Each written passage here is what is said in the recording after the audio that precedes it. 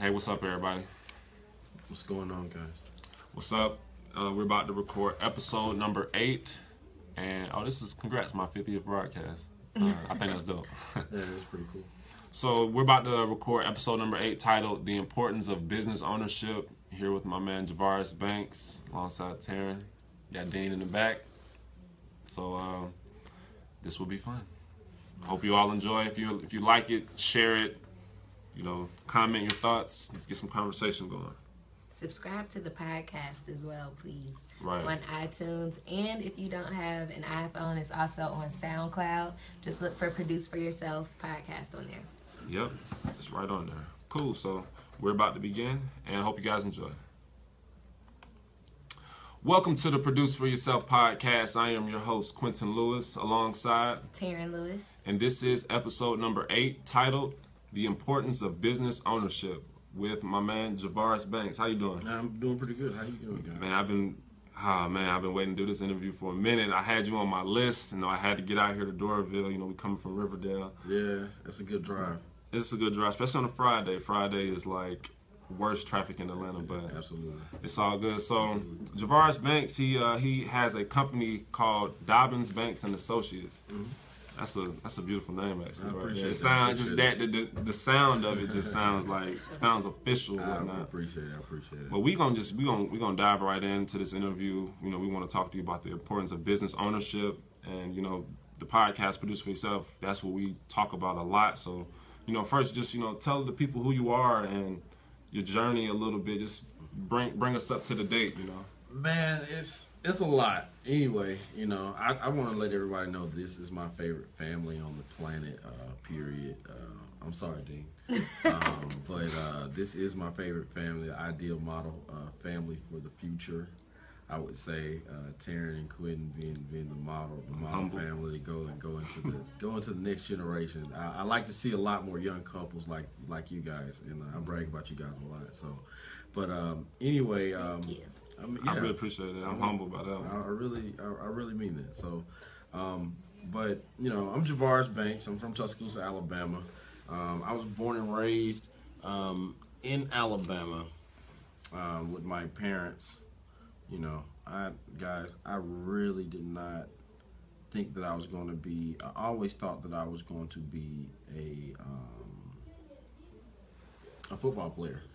Yeah. So my dad raised me to go to college and play ball, Especially Alabama, that's a big. That's it. Oh yeah. So, but he always, just really the main thing that my dad told me was, hey, just do a little bit better than me. That was really all that he required of me, is that I do a little bit better than him, and basically accelerate and grow the family. So, I used to be about 315 pounds, played college football. He's a big guy. So, I was able to lose 140 pounds over like 3 years. During that time, as I was changing, believe it or not, I was literally changing my diet, was causing me to become more knowledgeable around pertaining to what's going on in my surroundings. How old were you around this time? I'm 24, fresh out of college. Okay. I'm working at AT&T, and I'm on this journey that, hey, I'm not playing football anymore. So I'm not in school anymore. I'm working, and I've always, pretty much had some, pretty good jobs. I was a server, Oh, yeah, servers make good money. I think everybody should be a server. I think so too. I told that to Quinton, I was like, everybody should be a server. Service industry, teach you sales. And it'll teach you customer service. Absolutely. And hospitality. Actually, it's to the topic of the show. Yeah. It teaches you how to own your own little business right there in your immediate space. As a server. As a server, when you're serving, it shows humility. Mm-hmm. It requires multitasking. Mm-hmm. You have to interact with people, and you count on your interactions with people for your income. Right. Gotcha. So what can you be, any more humbling than that? And I would say that helped me a lot in my education and my growth as a business owner today. Mm-hmm. Okay, so that would be one of those major skills. And it's a lot of ups and downs too. Like sometimes sometimes you might not get tipped the right way. Or, I mean, it just kind of teaches you that balance of highs and lows. Yeah, being a server. So serving, really, because I remember you telling me about AT&T. So did you when did you start really transitioning to more to that field, really? I was actually a server from 16, and I was in a little town in mid Missouri, and Jefferson City was like, I mean, middle of nowhere, but it's an HBCU. Okay. There, right? And I had an opportunity where my manager from Red Lobster was literally taking on the manager position at a cell phone store called U.S. Cellular. When he did that, I saw the opportunity immediately that I was able to transition industries and add something else on my resume. Okay. Because I realized that a bigger resume is actually better than a college degree. Experience. That's that big debate right there. Absolutely. Experience versus education. I know I talk about that one a lot. So really, you said to yourself, okay, let me go get this experience more than the education. Yeah, absolutely. I wanted the experience, and I wanted it before I knew why I wanted it. There we go. But yeah, I absolutely knew I wanted that, and I saw that opportunity. He literally had handpicked me out of the restaurant because it took pride in my job. My mom was a server, so and my dad was a cook. So I understood what was going on in the kitchen, and I had cooked too. So because I knew multiple components of it, I literally was like, okay, keep good relationship with cooks. They make stuff come out fast and correct for you. Yes. Take good relationship with the audience, and take care of people. But anyway, my manager saw that.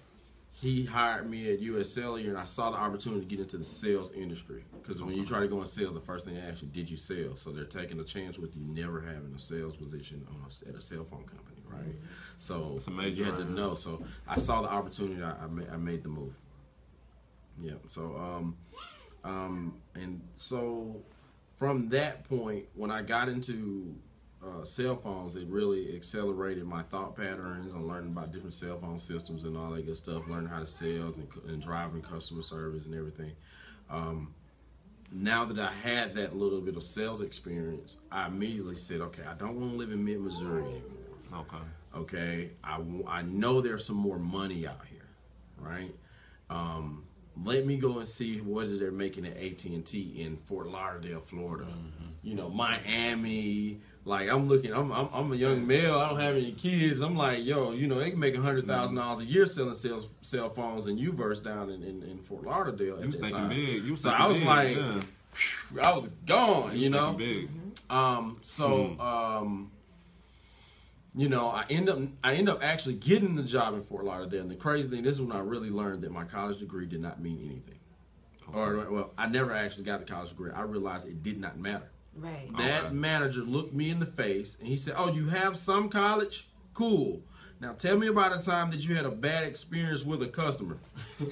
Wow. I was like, oh my goodness. That was it. It was it. I was like, oh no, experience trumps degree in a lot of industries, especially sales. So I'm not going to go so far as to say every industry, but a lot of industries. Sales is key. That's a major key that you got to have as a business owner. I know And even if you do pursue your degree too, you should still get an internship. Like if you don't take that time to get an internship while you're pursuing your degree, then it's going to be very difficult for you when you get out and you have no experience. I would say the main thing that people should do while they're if they do decide to go to the traditional university, is use the opportunity to be in a dorm with 90, 80 people, in a cafeteria with 1,500 different people that you can come in contact with and get to know as they rise and develop themselves as networking. And your network will be the number one thing that you're paying for at the university. Is not what the teachers blah blah blah blah and lecturing about. That's not what it's at. Some college will get you that too, because we got a lot of people from school that we know. I'm glad you said that. It's the network. That's a good one. Who did you meet in college and what are they doing now? You imagine you got 3 friends that own tech companies and you're like, well, I got this new device that I need to make and it's for gardening. Well, oh, cool, man. I throw $50,000 because your friends had that kind of money. Right. That network. Yeah, that's key. Absolutely. So I would say utilize networking. I encourage people to go to universities. But does the university teach you how to become an entrepreneur? Absolutely not. Right. Stanford University just started their business startup program in 2015. So I know you don't have it at your local college. So really, you know, what you saying all of that about, you know, being at your job at AT&T, and it brings me back to when I was at work. So you went there with the mindset of, I'm going to go learn these skills that's going to propel me to be able to own my own business. The whole time I was at AT&T, I was thinking that I am at school. Oh, wow. So that was your college. I'm getting paid to be in school. So that was college for you. That was college for you. Absolutely. I was able to meet, and this is who got me in business. I did a very good job taking care of being very customer oriented because I learned it from the service industry, right? Right. So I took care of the president, first female president of the Alabama Bar Association was one of my clients. Oh, wow. She entrusted me enough that she would have her assistant. Here's my phone. Fix it, do whatever, and here's a blank check. Just fix my stuff. And she knew that he can come in there and drop that phone off to me. You know? So when I went to her and started my first company, and it's also helped me learn about who we are as the children of Israel, she told me when you do a business with somebody, it's like getting in bed with them. And I'm looking at my homeboy, she's like, well, not like that. But it is a marriage. Right. Business is a marriage. So if you can't see yourself having a business relationship with that person, you don't need to start a business with them. You get what I'm saying? So when she broke that down to me, it took me 3 years to figure out the other word that she said for this. And then the word was commerce. Commerce. Commerce. Commerce. Commerce. Business. Business is another word. Commerce. So knowing commerce actually by definition is intercourse. Conversation is commerce. This is a verbal intercourse. So people don't, you know, when you really start thinking about business and your interactions with people and how you build and maintain relationships, it turns into income. So this right here is commerce. Absolutely. Right here, we're doing commerce right now. Man, that's a really good, that's a major key right there. You really putting us on game about commerce. She hooked me up. I'm not gonna lie. That's that little bit. She's just saying that to me caused me to start studying law, and in my process of studying law, I ran into a spot, and there's no excuse for us today because I actually got one of my most potent books for $2 at an estate sale, walking through the hood. And I literally, at that point in my time as an entrepreneur, I had to ask my mama for the $2. You was destined. This is. I had to ask my mama for the $2. No lie. Ma, give me $2. What do you need, Ma? Pull up to this estate sale. There's a law book over there I want. Give me $2. And I didn't even have it at the time. So, yeah. Wow. So, yeah. So in that book, it was one chapter. It was like a 1940s, 1950s UCC commercial codes book. And they had one chapter on contracts, and it made something very clear to me that contracts is only an offer and acceptance. Contracts, covenants. Contracts, covenants, agreements, commerce, business is an offer and acceptance of the offer. That's all contracts are, and everybody has that capability of contracting. So this seemed to me, you know, it sounded like really when you started getting into law that it simplified business to you. Absolutely. It wasn't something that's just like, you know, a lot of people today, I feel like they overcomplicate things and overthink things, and that's the reason why that stops them from starting. Absolutely. So it simplified it for you. Absolutely, because I realized that there's nothing that I cannot know if I don't apply myself in the first place. You know, all I have to do is go and search and find it. Sorry about that, guys. So good. Yeah, but so understanding commerce and contracts and agreements and covenants and your identity and all those things, it really opened up that I knew at this point my mind was already set that I knew that I could never work for anybody. It was very limited when I did work. I did work a few more jobs later on, but you know, at that point it was like I could only really last 3-4 months solid at a job. Now, that's where I really got to where like 4 months I'm gone. I see you guys like next training program. You know, like, oh, this is what you do. Okay, bye. Because you realize the potential and you realize what you could do if you invested. Example, like, you know, most people got to spend 40 hours at a job, and this is not a downplay on anybody with a job. But you realize that by you spending that 40 hours at somebody else's job, you could be investing that into yourself.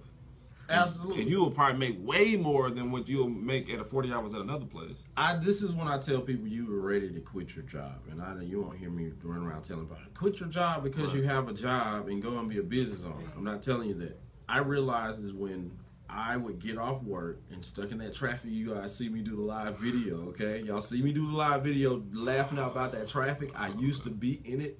And I'm serious. I used to be in that traffic, and it used to drive me nuts. And just like my phone is ringing now, someone needs me.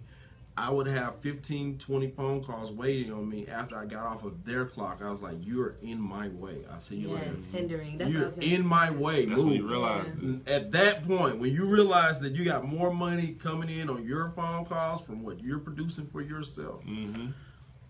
That's when you walk away. So it's really, I talk about this a lot with other people. So it's really about that time. So you realize that if I commit this time to my business more than what I'm committing to because really what you're getting, a job is getting your time. Absolutely. That's the most important commodity. It's the most precious commodity on the planet, and it's human collateral. Right.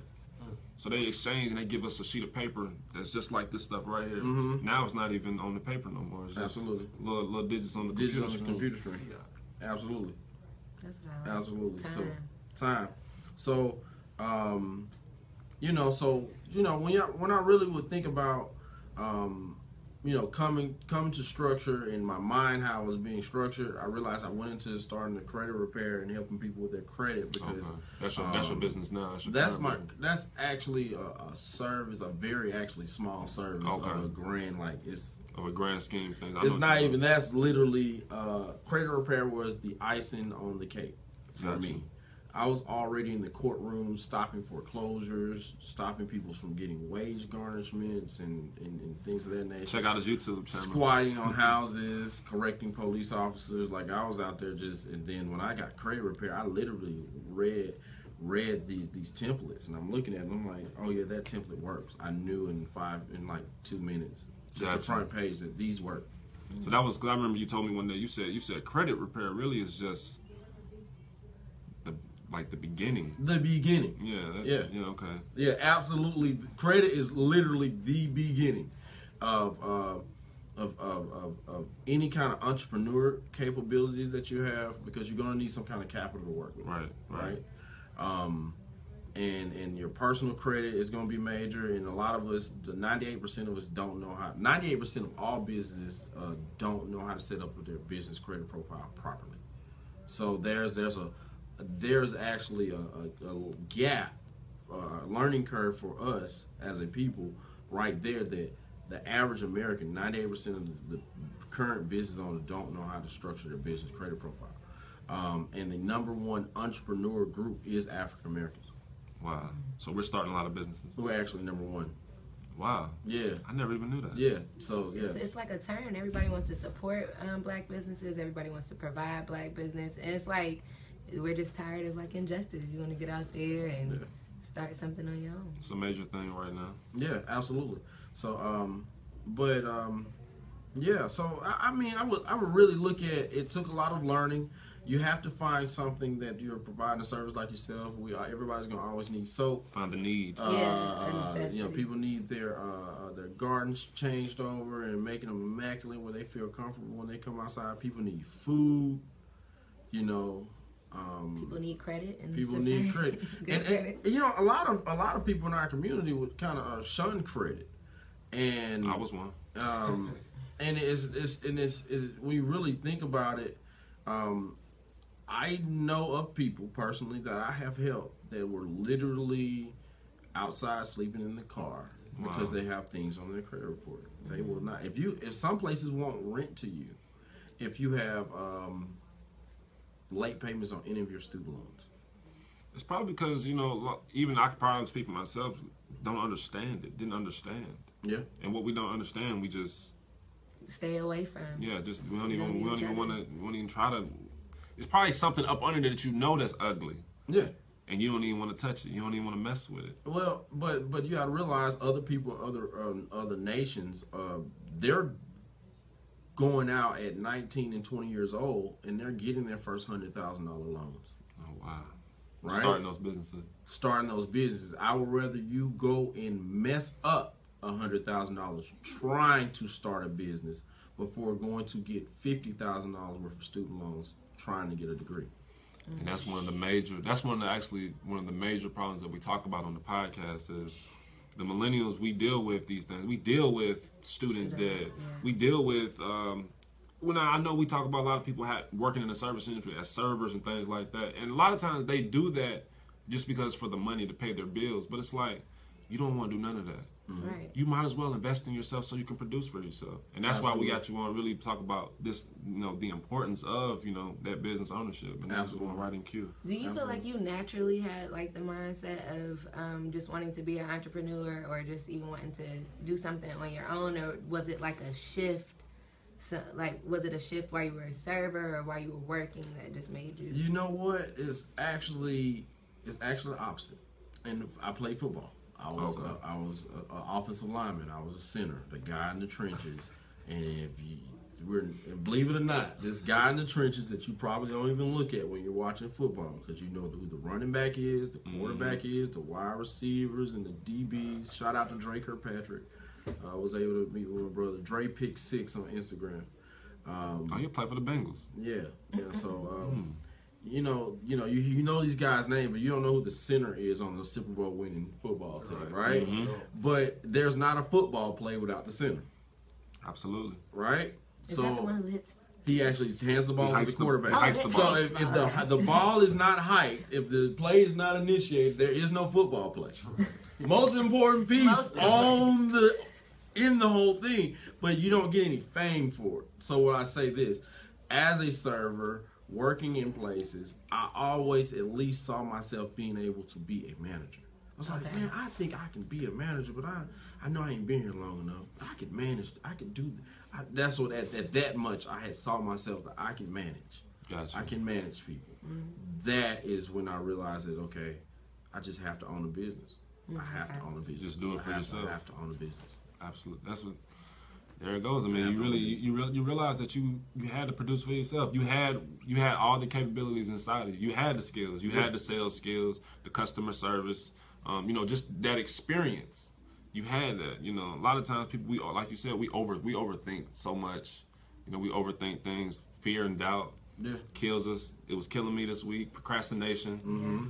All of that. Speaking of which, that's what I definitely always like to ask about that. Like, were there any times, like, even when you started your business and all, that you felt like it was the end? Like, you just felt like you had to give it up? And how'd you overcome that? Hard times. I mean, I'm going to be honest with you currently, and I praise the Most High for this, is that I'm not saying times haven't gotten hard. They've gotten hard.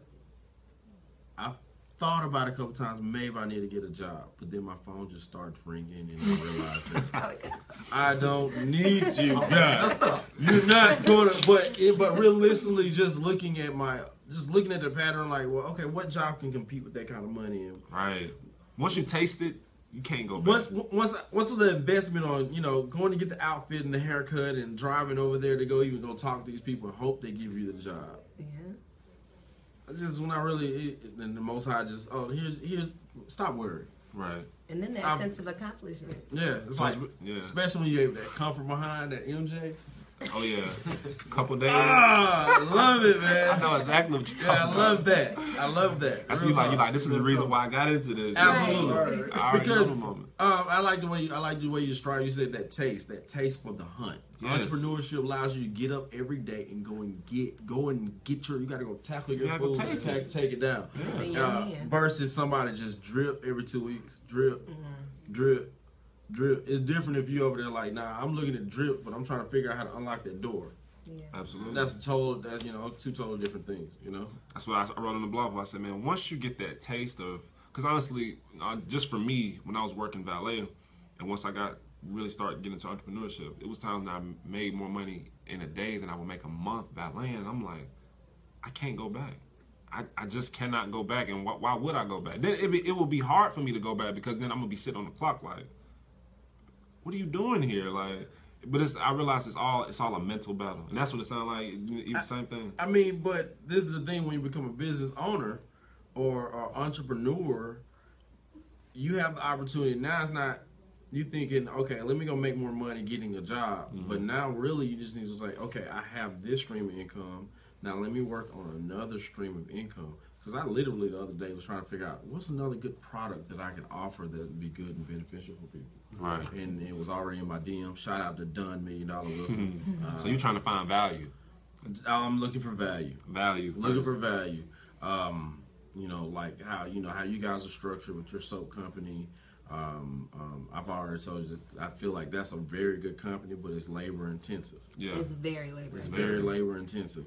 So how do you get to where you're managed? You need labor. So guys, if you do want a job, come work for Terran and learn how to make soap and eventually have your own soap company.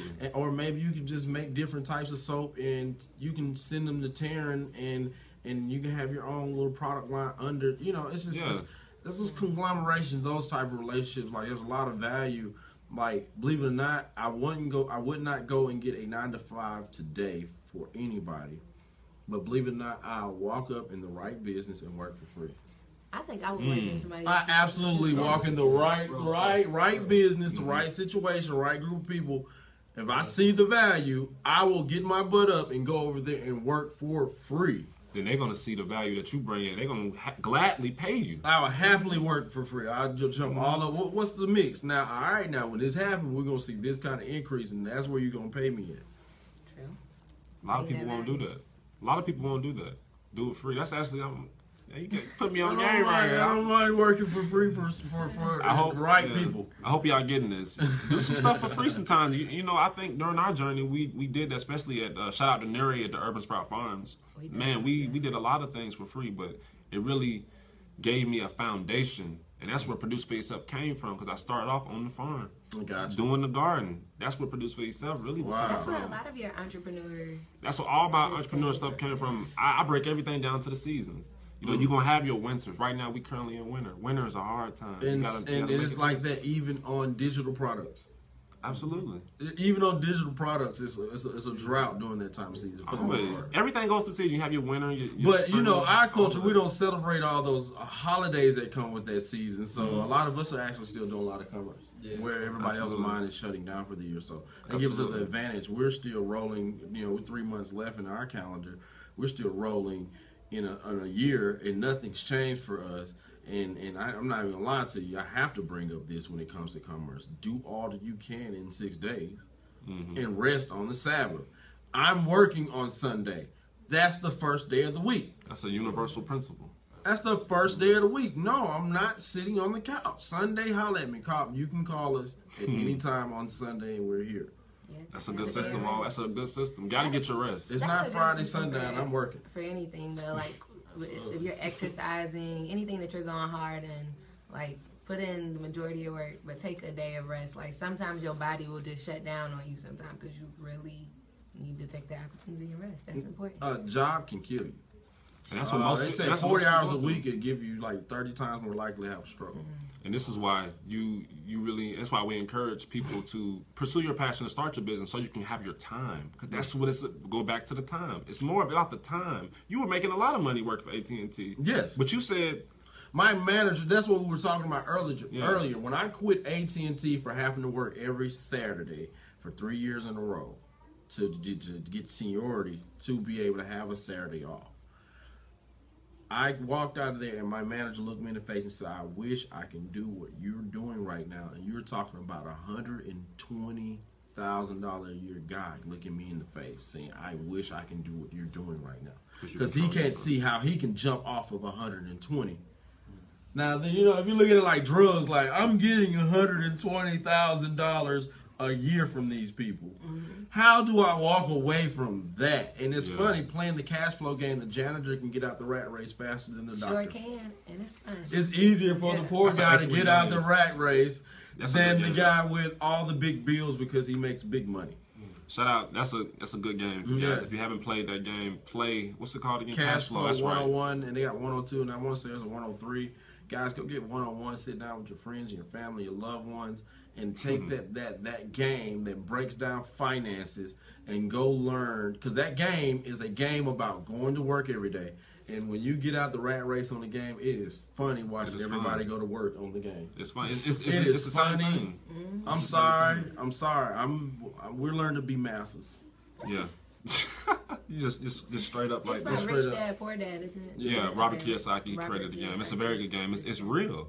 It's a very real game. You know, games is a very good way to learn things. And oh, sorry. No, go ahead. Oh, you think about that rat race and this, you know, on that hamster wheel just going. Never ends. And going. And you were saying, like, you know, how does somebody who's making $120,000 try to figure out how do they just. How do I get off of that? Right. Yeah. How do I get jump off of that? Right. Because you have to keep going. You got to keep going. And I think that a lot of times people might be scared or fear just that process you got to go through. You know, you're gonna go through a little bit of something. It's gonna have to hurt a little bit of pain. But here's a major problem. Those who end up getting a good job. So do I have a job? If you do have a job, do you have a 401k? Why are you allowing your money to go into a 401k and let someone else invest it over the next 30 years and they get paid whether it's a good investment or not? Yeah. Well, you were better off having your $10,000 or $20,000 somewhere under the floor somewhere. You know what I'm saying? Not even in the bank, all of it. And if you know, how many times you seen a nice little hoopty or something for like $1,500? If you had $1,500 right then, you knew you could make $3,000, and you doubled your money. Whereas though you don't have, but you have to go get out your 401k to do the flip, and then they gonna tax. Come on, man! Like you might as well be disciplined enough to take 10% out of your own paycheck and pay yourself 10%. You're paying everybody else. You have to pay yourself. So, and those are the chunks of reserve that you need to make the push, you know, and time utilization. They wear your butt out on the plantation. So invest in yourself so you can produce for yourself. That's absolutely true. Well, ask that our number one question, Terran. Okay, why is it important to produce for yourself? Why is it important to produce for yourself? I mean, I'm gonna be honest with you. Until I get like Dean Parker, we're all slaves to the system because whether rich or poor, we all go to pull up to the grocery store currently to get our food. So, just on a serious note, when you say why produce for yourself, shout out to these guys out there doing the hard work and farming. You know what I'm saying? And we need to be sending money out to these guys and sending laborers out to these guys. So why is it important to produce for yourself? Because whoever's producing is massive. Right. Producing. When you produce, you control a lot of things. That's true. Whoever's producing is massive. If I got the water, massive. I got the education, I'm massive too.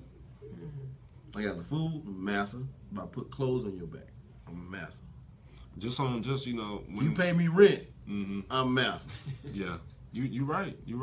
Just on our little aspect, when I'm walking in the soap room, and I look at sometimes when we don't have actual currency in the bank account, but I'll look at the soap racks and I'm like, you realize there's money sitting right there. It's sitting right there. So that's why somebody always wants some soap. Yeah, and I always realize when a person produces whatever it may, whatever it is, they're trapping soap out there. Hey, yo, 2 for 1. Right. I got a deal. Next 10 people.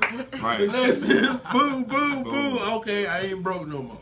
So like whenever a person produces anything, that's like printing your own money almost. Absolutely. You know, it's a counterfeit machine. So that's why I feel like, you know, that's one of the reasons why I feel it's definitely important to produce for yourself. Absolutely. To be the plug. To be the plug. Be the plug. I like that. Put it in the young people's terms. Right.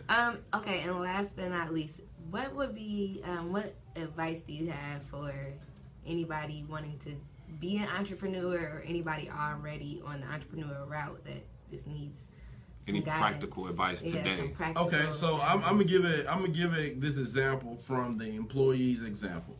Okay, if I'm an employee, I'm gonna use a restaurant. Okay. All right. So if I just got a job, first time, fresh out of high school, you're most likely gonna get the lowest position in the kitchen or in wherever you're at. You're either bussing the table or fry side in the kitchen.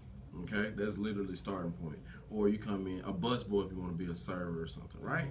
All right, so leveling up, if I want to make more money in my company, I have to learn more skills in the job. So once I am a fry cook, I have to learn how to be a broil cook who makes more money. And then I have to learn how to be a mid cook who makes more money. And then I would have to learn understanding of how the things work and then manage the whole kitchen. and then the kitchen manager might want to be a GM, so he has to go out front and learn how to be a front of the house manager too. The key thing that I'm saying, you have to continue to learn. So if you want to make another $2 more hour at your job that you're currently working at, you probably need to be running around learning, trying to get some kind of courses if you're shooting for the $2 an hour. If you want to be an entrepreneur, I will be looking at all the same information in where I work at right now, study all the systems, how everything runs in there, and look at how I can implement it in a system for myself and learn how to duplicate myself.